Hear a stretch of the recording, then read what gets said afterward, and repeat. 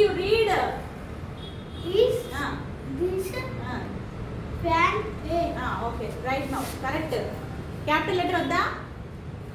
మర్చిపోయినావా Shriman?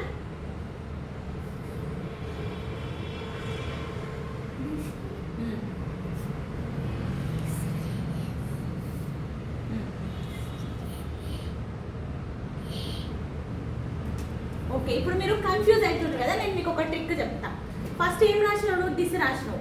This రాసిన తర్వాత దిస్ని కొట్టేయాలి ఇట్లా. తర్వాత ఈజ్ రాసినావు కదా, ఈజ్ని కొట్టేయాలి. ఇంకెన్ని వర్డ్స్ ఉన్నాయి? ఫ్యాన్ ఉంది, ఏ ఉంది. ఇప్పుడు ఏది రాయాలి? రాయ్. వెరీ గుడ్, కొట్టేదాన్ని. Good, super. Good good. Okay, ఇంకేం పెట్టాలి? ఇంకేం పెట్టాలి లాస్ట్కి? సెంటెన్స్ లాస్ట్కి ఇట్లా గీత పెట్టాలా? ఏం పెట్టాలి? Full stop. ఇప్పుడు అర్థమైందా? ఇట్లా కొట్టేయడం వల్ల ఎన్ని మిగులుతున్నాయి, ఎన్ని ఉంటున్నాయి అనేది మీరు కరెక్ట్గా రాయగలుగుతారు. Okay, next who want to write this? Who want to write? Sreema, Vinay, come. First you read this one. No. First you read as it is. Like English I. Okay, come on, correct it. I. Good.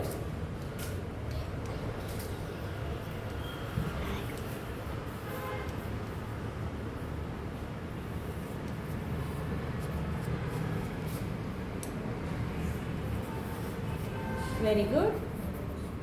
Super. ఇప్పుడు read చేయి మొత్తం. I like English. Okay, nice.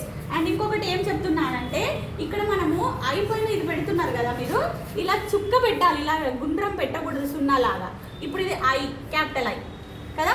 Small I రాసినప్పుడు ఇట్లా రాసి ఇట్లా చిన్న చుక్క పెట్టాలి అంతే, కానీ ఇట్లా రాసి ఇలా పెట్టడం తప్పు. అర్థమవుతుందా? వికాస్ అర్థమవుతుందా?